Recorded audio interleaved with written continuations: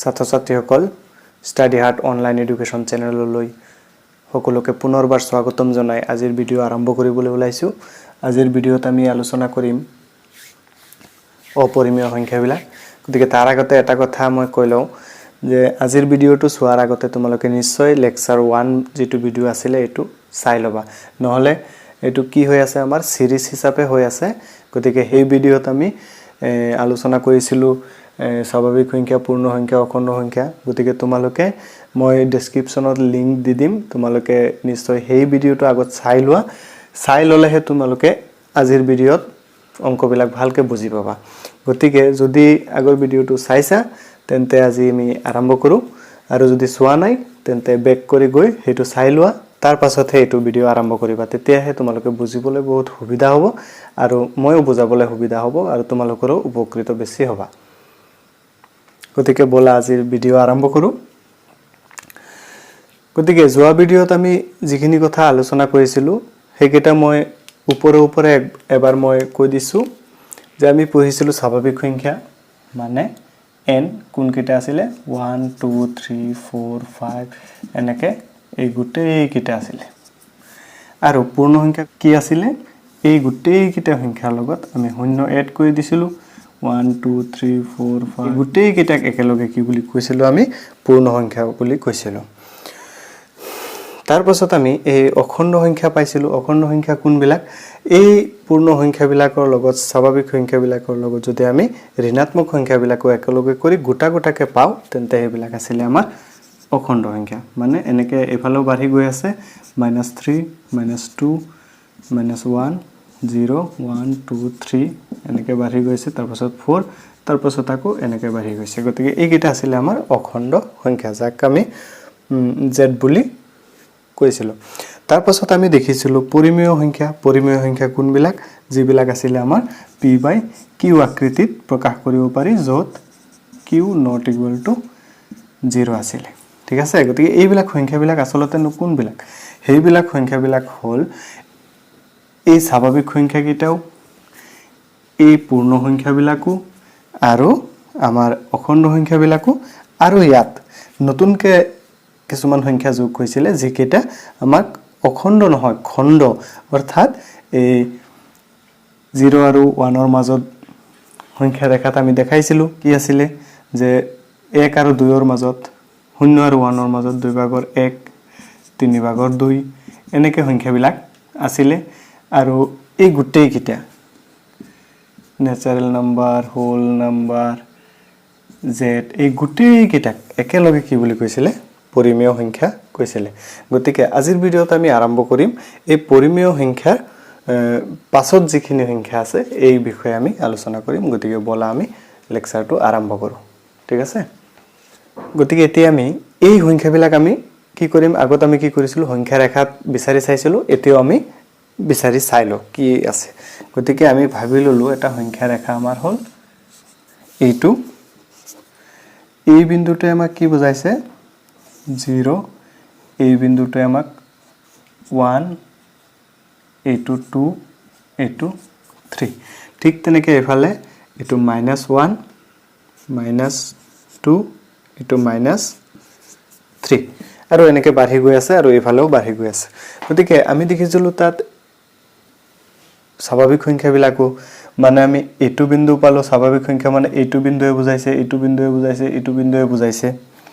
তাৰ পাছত আমি দেখিলো হোল নাম্বাৰ মানে একেটাটো আছে লগত আকৌ শূন্য এইটোৱে বুজাইছে। তাৰ পাছত আছিল আমাৰ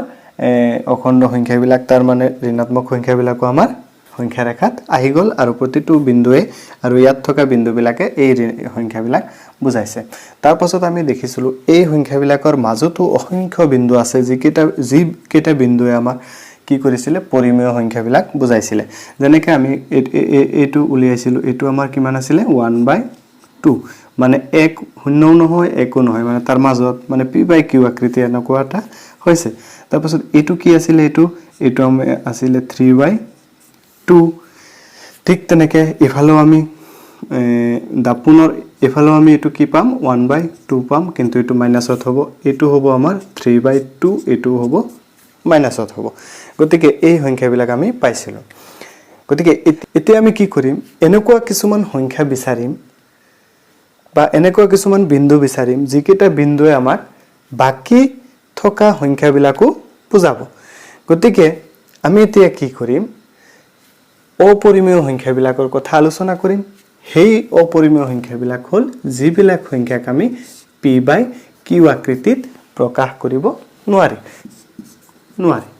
ঠিক আছে গতিকে সেইবিলাকেই হ'ল অপৰিমেয় সংখ্যা গতিকে আমি এতিয়া অলপ পৰিমেয় সংখ্যা কোনবিলাক অলপ পৰিচয়টো কৰি লওঁ যে কেনেকুৱা সংখ্যাবিলাকনো আচলতে আমাৰ পৰিমেয় সংখ্যাবিলাক হয়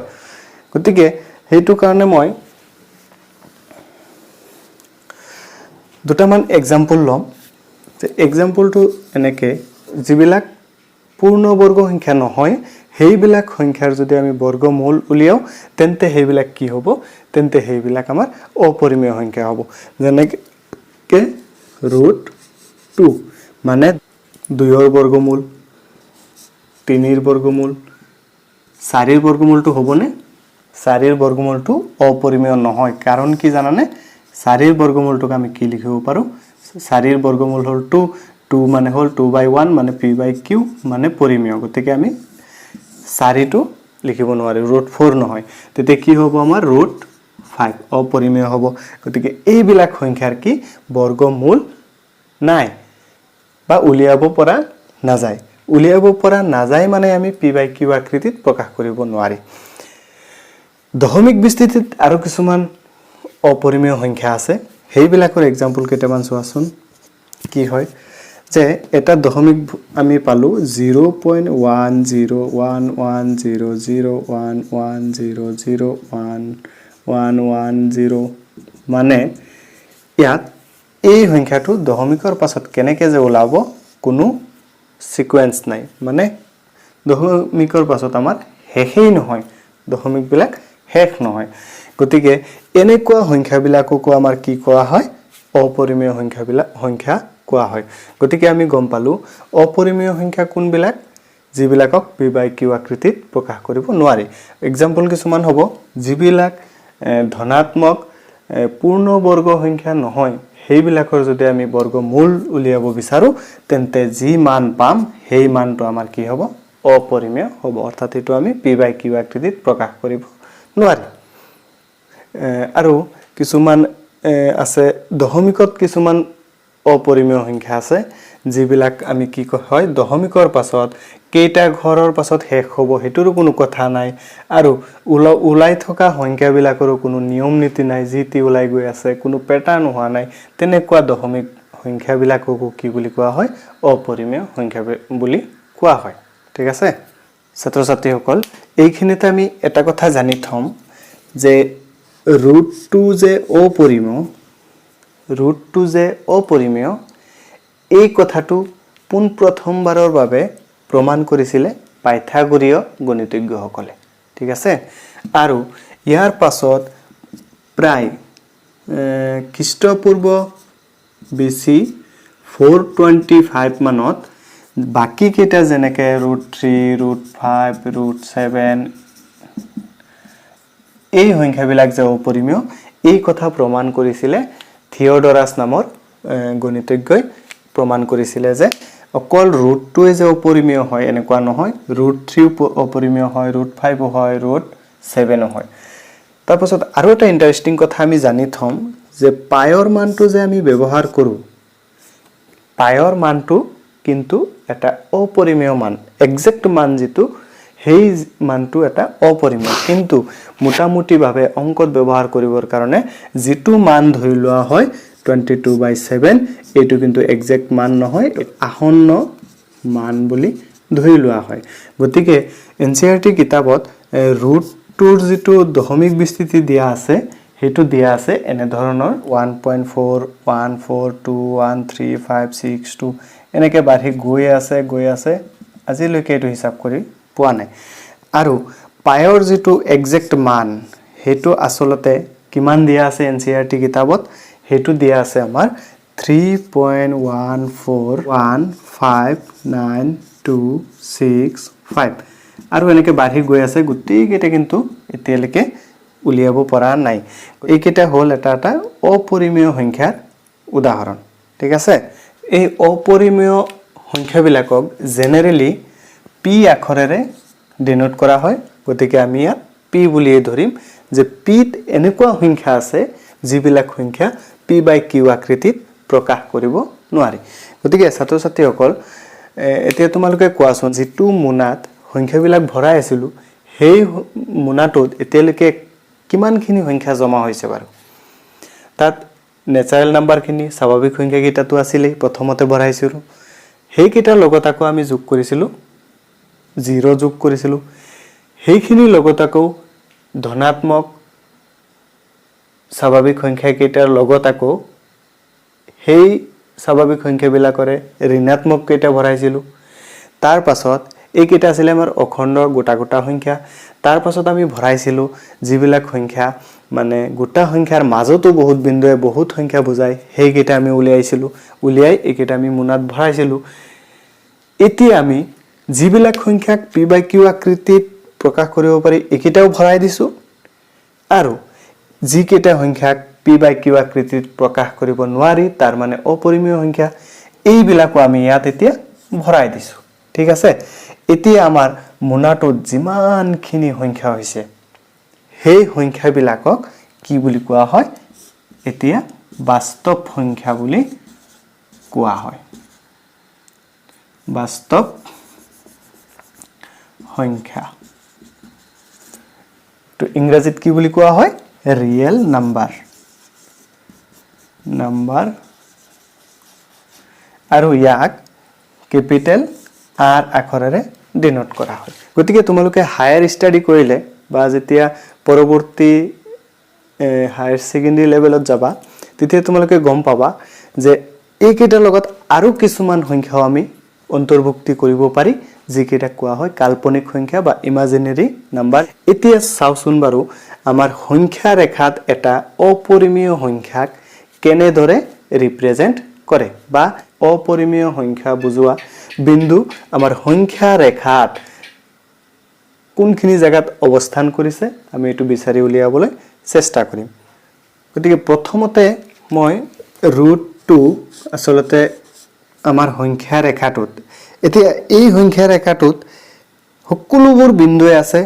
সকলোবোৰ বিন্দুৱে এটা এটা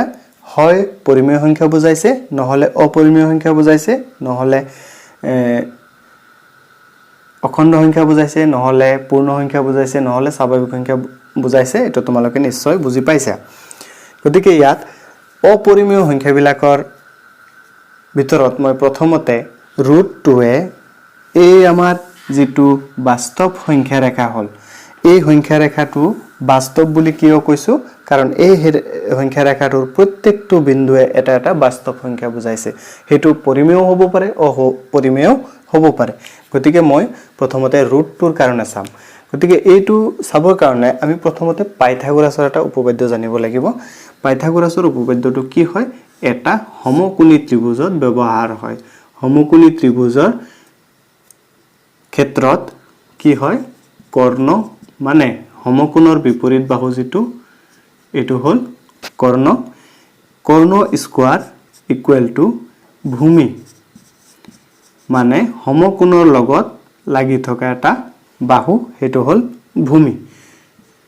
ইটো স্কয়াৰ প্লাস সমকোণৰ লগত আৰু এটা লাগি থকা বাহু হেতু হল আমাৰ উন্নতি বা লম্ব এটো কি হয় যে h square equal to b square plus perpendicular square এটো হল p পাৰপেন্ডিকুলাৰ স্কয়াৰ তাৰ মানে এটা সমকোণী ত্ৰিভুজৰ কৰ্ণডালক স্কয়াৰ কৰিলে আমি কি পাও তাৰ ভূমি স্কয়াৰ কৰি আৰু উন্নতি স্কয়াৰ কৰি যদি এই দুটাক যোগ কৰো তেন্তে আমি কি পাও ইয়াৰ কৰ্ণৰ দিকটো পাও গতিকে এটো আমি এতিয়া অলপ ব্যৱহাৰ কৰিম ইয়াত চাই লোৱা প্ৰথমতে আমাৰ একৰ পৰা এটা ঘৰ শূন্যৰ পৰা একলৈকে আমি যিমানখিনি দূৰত্ব আছে এই দূৰত্বখিনি আমি ইয়াত লম্বভাৱে ইয়াত অঙ্কন কৰিম ঠিক আছে গতিকে ইয়াত এইখিনি যিমান এইখিনিও হিমান আৰু এইটো লম্ব মানে সিধা হৈ থাকিব এনেকুৱাকে সংযোগ কৰিম তাৰ মানে এই বাহুটোৰ ভ্যালু হল 1 ইউনিট 1 একক ঠিক তেনেকে এটো হ'ব আমাৰ 1 একক তাৰ পাছত আমি ইয়াৰ কৰ্ণটো অঙ্কন কৰিম ঠিক আছে গতিকে ইয়াৰ কৰ্ণটো অঙ্কন কৰিম আৰু এইকেইটা আমি নামাকৰণ এটা কৰি দিও যেনিবা আমি এইটোক আমি a বুলি ধৰিলো এইটোক আমি b বুলি ধৰিলো এই বিন্দুটো আৰু এই বিন্দুটো আমাৰ c বুলি ধৰিলো গতিকে ইয়াত চোৱাচোন আমি AC দৈৰ্ঘ্য যদি নিৰ্ণয় কৰিব বিচাৰো তেন্তে AC স্কয়াৰ ইকুৱেল টু কি হ'ব AC স্কয়াৰ ইকুৱেল টু হ'ব AB square plus BC square হবনে হ'ব গতিকে আমি জানো AB মানে কিমান 1 স্কয়াৰ প্লাস BC মানে 1 square equal two 1 plus 1 equal to 2 তাৰ মানে AC স্কয়াৰ ইকুৱেল টু 2 গতিকে ইয়াৰ পৰা যদি আমি AC ইকুৱেল টু লও তেতিয়া হ'ব √2 গতিকে AC দৈৰ্ঘ্যটো আমি √2 পালো মানে এৰ পৰা c লে আমি দৈৰ্ঘ্যটো √2 পালো গতিকে আমি A বিন্দুত কেন্দ্ৰ কৰি এইখিনি ব্যাসাৰ্ধলৈ আমি এটা বৃত্ত অঙ্কন কৰিম গতিকে এই বৃত্তটো আমাৰ কোন ভাল দি যাব এনেকে বৃত্ত চাপটো এনেকে গল গতিকে বৃত্ত চাপটো আমাৰ সংখ্যা ৰেখাত কোনটো বিন্দুত কাটিলে এই বিন্দুত কাটিলে গতিকে এইখিনি এৰ পৰা এইখিনি দূৰত্ব ইয়াৰ পৰা এইখিনি দূৰত্ব কিমান হ'ব বাৰু a আৰু c যিমান হিমানে হ'বনে গতিকে এটো হল আমাৰ p বুলি ধৰি ললো গতিকে এই p বিন্দুটোৱে আমাক কিমান বুজাইছে p ইকুৱেল টু √2 এই বিন্দুটোৱে আমাক বুজাইছে গতিকে আমি সংখ্যা ৰেখাটিতে কি পালো √2 অবস্থান আমি গম পালো যে √2 মানে এই বিন্দুটোৱে বুজাব √2 গতিকে ছাত্ৰ ছাত্ৰীসকল √3 যেতিয়া দিব তেতিয়া আমি এই স্টেপটো আৰু একবাৰ কৰিব লাগিব কেনেকে c বিন্দুত আমি আৰু 1 একক ধৰি লম তেতিয়া এটো হ'ব আমাৰ 1 এটো হ'ব √2 এটো বহাই আমি কৰিম অনুশীলনীত আমাৰ অংকবিলাক আছে আমি তেতিয়া কৰিম গতিকে এতিয়া মই ইয়াৰ অবস্থানটো গম পালো গতিকে এতিয়া আমি দশমিক বিস্তৃতিৰ সংখ্যাবিলাকনো আসলতে সংখ্যা ৰেখাত ক'ত পোৱা যায় এটো আমি আলোচনা কৰিম এক্সাম্পল এটা লৈছো 2.5 এটো মানে কি 2 তকে ডাঙৰ 3 তকে সৰু মানে 2.5 আমাৰ ইয়াত আছে 2 আৰু 3 ৰ মাজত গতিকে আমি এই দশমিক সংখ্যাটো আমি ক'ত পোৱাৰ চান্স আছে 2 আৰু 3 ৰ মাজত অৰ্থাৎ ইয়াত আৰু ইয়াত এই দুটাৰ মাজত থাকিব ইয়াৰ ইফালে থাকিব ইয়াৰ ইফালে থাকিব তাৰ পাছত আমি এটো কি কৰিম ভগ্নাংশ হিচাপে প্ৰকাশ কৰিম 2 দশমিক মানে তাৰ পাছত 10 ভাগৰ কিমান আছে 5 আছে তাৰ মানে এই জায়গাখিনিক আমি কেইটা ভাগ কৰি দিম 10টা ভাগ কৰি দিম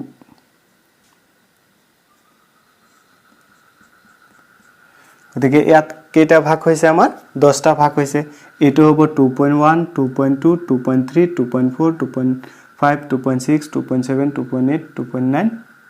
3 গতিকে এটো হল আমাৰ 5 গতিকে আমাৰ ইয়াত কোনটো বিন্দুত বুজাইছে এই বিন্দুটো বুজাইছে গতিকে এই বিন্দুটোৱে আমাক কি বুজাব যে 2.5 গতিকে আমি আৰু এটা অলপ ডাঙৰ 2 ঘৰ 3 ঘৰ যোৱা দশমিক এটা আমি উলিয়াই চাইলো কিমান হয় গতিকে তাৰ পাছত এটা एग्जांपल ললো 1.253 গতিকে এটো আমি প্ৰথম স্টেপত কি গম পাম 1 তকে ডাঙৰ কিন্তু 2 তকে সৰু তাৰ মানে ইয়াত থাকিব 1.253 ঠিক আছে তাৰ মানে আমি প্ৰথম সিদ্ধান্তটো এটো গম পালো 1 আৰু 2 ৰ মাজত থাকিব মানে এটো ঘৰত থাকিব গতিকে আমি ইয়াত কি কৰিম 10টা ভাগ কৰিম এতিয়া 1 2 3 4 1 2 3 4 5 6 7 8 9 10 গতিকে ইয়াত আমি দেখিলো যে এটো হল আমাৰ 1 এটো 2 1 আৰু 2 তাৰ পাছত আমি দেখিলো 1.25 গতিকে এটো হ'ব আমাৰ কি 1.1 এটো হ'ব 1.2 এটো হ'ব 1.3 তেনেকে যাব তাৰ মানে আমি ইয়াত 1.2 এই সংখ্যাটো কি হ'ব 1.2 এটো ক'ত থাকিব এটো থাকিব আমাৰ 1.53 ক'ত থাকিব 1.2 তকে ডাঙৰ কিন্তু 1.3 তকে কম ঠিক আছে তাৰ মানে এতিয়া আমি জুম কৰিব লাগিব এটো আমি জুম কৰিম কত 1.2 আৰু 1.3 1.2 আৰু 1.3 কত আছে এইটো আছে গতিকে এইখিনি আমি ললো এটো আমি লিখিলো 1.2 এটো লিখিলো 1.3 মানে এইটো গতিকে তাৰ পাছত কিমান 2 5 গতিকে ইয়াত যিখিনি জায়গা আছে এই জায়গাখিনিক আমি কেইটা ভাগ কৰিম এতিয়া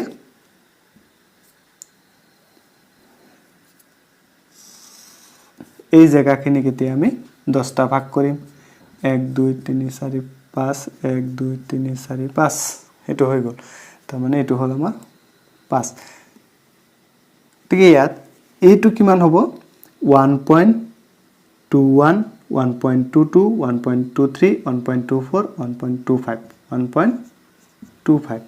1.26 1.27 1.28 1.29 1.3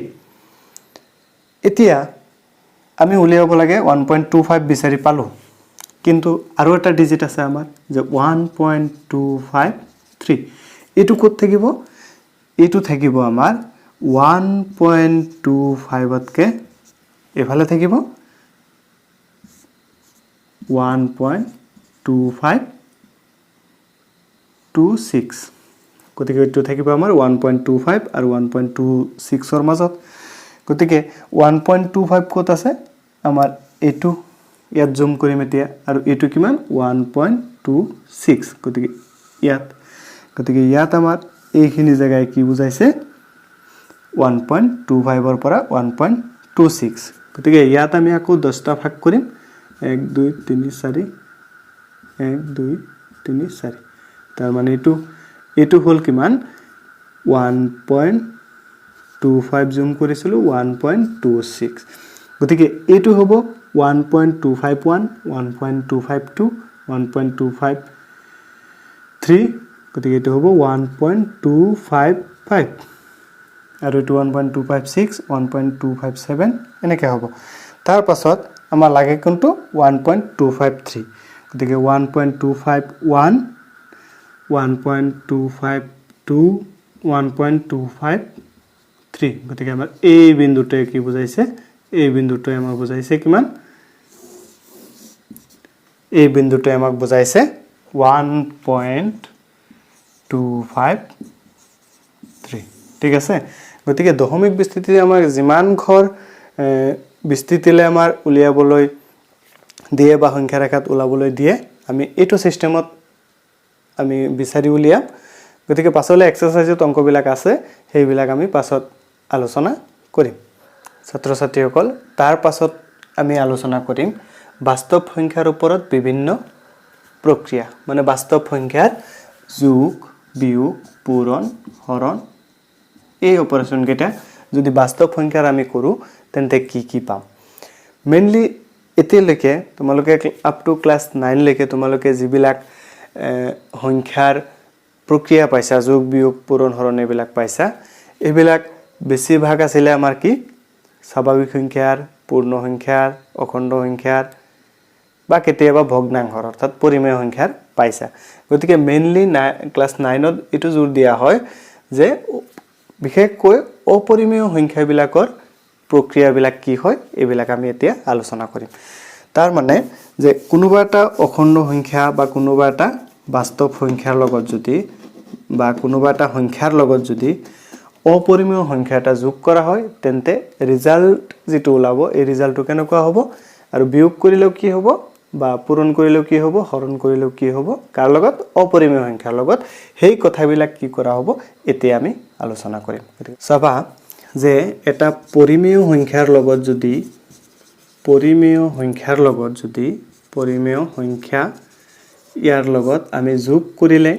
যে এটা অপৰিমেয় সংখ্যা যদি আমি যোগ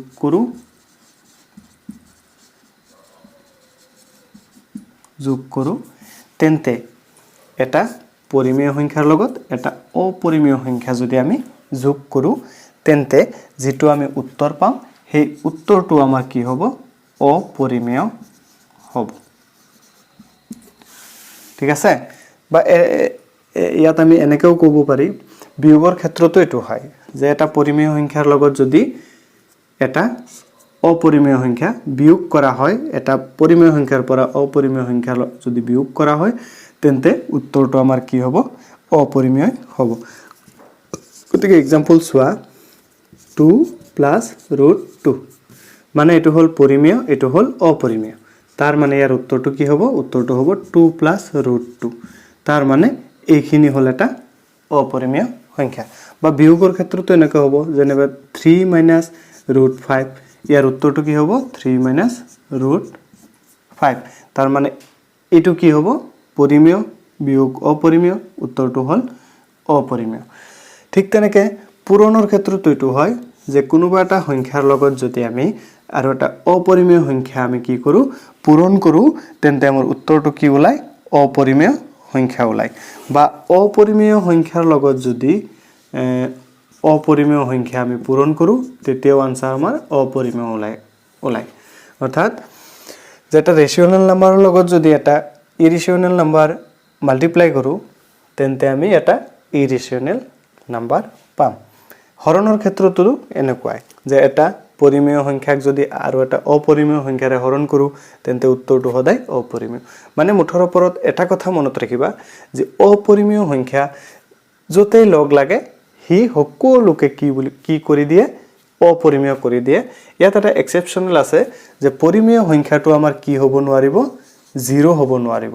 কাৰণ কি সোৱা যদি 0 হয় তাৰ লগত যদি আমি √2 ইনটু কৰো মাল্টিপ্লাই কৰো √2 ইকুয়াল টু কি হৈ যাব 0 হৈ যাব 0 টু কি পরিমেয় কিন্তু এক্সেপশনটো আমাৰ কি হ'ব যে পৰিমেয় সংখ্যা হ'ব লাগিব আৰু তাৰ লগত অপৰিমেয় সংখ্যা পূৰণ কৰিলে অপৰিমেয় হ'ব কিন্তু এই সংখ্যাটো কি হ'ব নোৱাৰিব নট ইকুয়াল টু 0 হ'ব নোৱাৰিব এটো 0 নহলে বাকিখিনিৰ ক্ষেত্ৰত এটো হ'ব গতিকে এইখিনি হল আমাৰ বাস্তৱ সংখ্যাৰ ওপৰত বিভিন্ন প্ৰক্ৰিয়া কেনেকৈ কৰা হয় এই নিয়মটো অংকবিলাক আমি পাছত কৰিম ইয়াত एग्जांपल দিও মই বুজাই দিছো নিশ্চয় বুজি পাইছা চাগে ছাত্ৰ ছাত্ৰীসকল এতিয়া আমি চাম বাস্তৱ সংখ্যাৰ ক্ষেত্ৰত সূচক বিধিটোনো কেনেকুৱা হয় যে সূচক থাকিলে এই বিধিবিলাক আমি বাস্তৱ সংখ্যাৰ ক্ষেত্ৰত আমি কেনেকৈ প্ৰয়োগ কৰিম ঠিক আছে প্ৰথমতে চোৱা যদি কোনোবা এটা সংখ্যা a বাস্তৱ সংখ্যা তাৰ পাৱাৰটো হল m মানে কেইটা আছে m তাৰ লগত যদি ইনটু হৈ আছে আৰু এটা সংখ্যা যাৰ ভূমিটো একেই সেই সংখ্যাটোৰে কেইটা আছে ইয়াত n টা আছে তেন্তে আমাৰ সূচক বিধি মতে আমাৰ কি হয় ইয়াত m টা আছে ইয়াত n টা আছে গতিকে m আৰু n কি হ'ব যোগ হ'ব গতিকে a টু দি পাৱাৰ কি হ'ব m plus n एग्जांपल হল ধৰি ললো 5 square into 5 two the power 4 আনসাৰটো কিমান হ'ব গতিকে যেহেতু ভূমি কেটা একে হ'ব লাগিব গতিকে একে হৈছে গতিকে এটা ভূমি ললো আৰু সূচক কেটা আমি প্লাস কৰি দিম যদি ইয়াত পূৰণ হয় তেতিয়া সূচক কেটা প্লাস কৰি দিম তেতিয়া 2 + 4 = কি হল 5 টু দি পাৱাৰ 6 এনেকে ঠিক আছে ঠিক তেনেকে 2 নম্বৰটো আমাৰ কি আছে যে যদি a two the power m থাকে আৰু ডিভাইড থাকে কিহেৰে a two the power n এৰে থাকে তাৰ মানে একে সংখ্যা ইয়াত আছে m টা ইয়াত আছে n টা আৰু প্ৰথমটো দ্বিতীয়টোৰে হৰণ হৈ আছে তেন্তে আমাৰ ইয়াত কি হ'ব একো নহয় মাত্ৰ m - n হ'ব গতিকে এটোতে আমি কি কৰিব পাৰো ভগ্নাংশটো প্ৰকাশ কৰিব পাৰো এনেকে পাৰো নে নাই পাৰো a two the power n তেনেকে কি হ'ব যদি এটো ওপৰত উঠে অৰ্থাৎ a টু দি পাৱাৰ কি হ'ব m - n হ'ব তাৰ পাছত আৰু এটা আমাৰ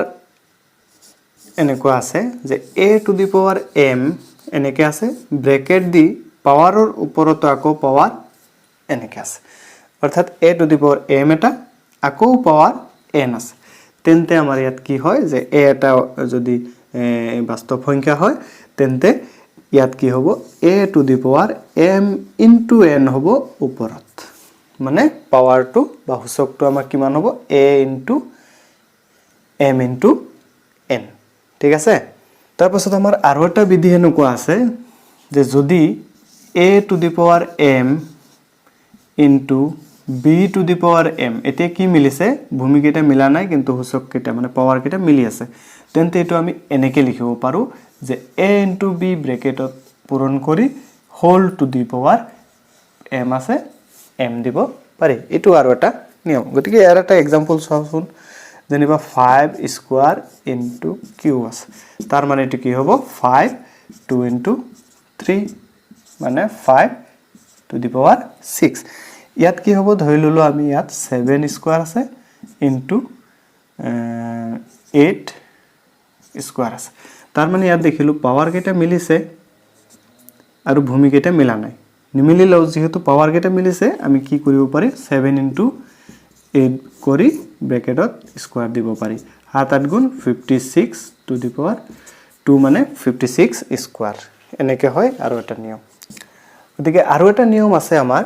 যে a two the power 0 equal to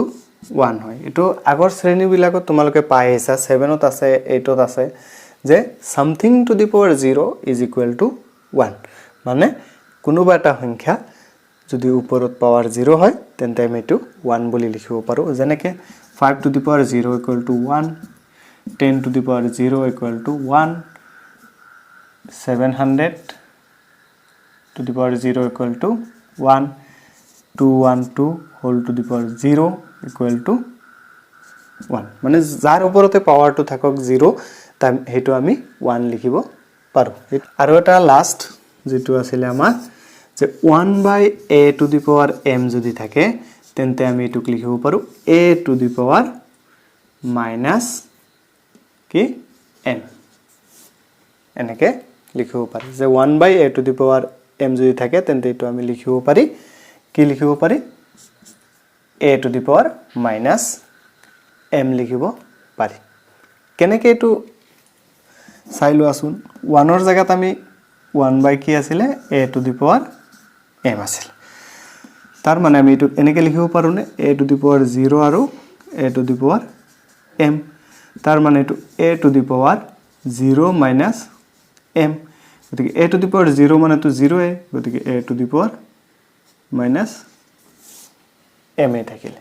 ঠিক আছে গতিকে এইখিনি আছিল আমাৰ বাস্তৱ সংখ্যাৰ ক্ষেত্ৰত সূচক বিধি গতিকে আজিৰ ভিডিওত ইমানে পৰৱৰ্তী ভিডিওত আমি লগ পাম এই চেপ্টাৰত থকা অনুশীলনীৰ অংকবিলাক লৈ গতিকে তেতিয়ালৈকে তোমালোকে ভালকে পঢ়া-শুনা কৰিবা আৰু ইউটো লেকচাৰ 1 টো চাবলৈ নাপাহৰিবা তাত ইয়াৰ আগৰখিনি আছে গতিকে এফালৰ পৰা চাই গলেহে তোমালোকে কি হ'ব ফুল কনসেপ্টটো বিল্ড হ'ব গতিকে আজিলৈ বিদায় লৈছো ধন্যবাদ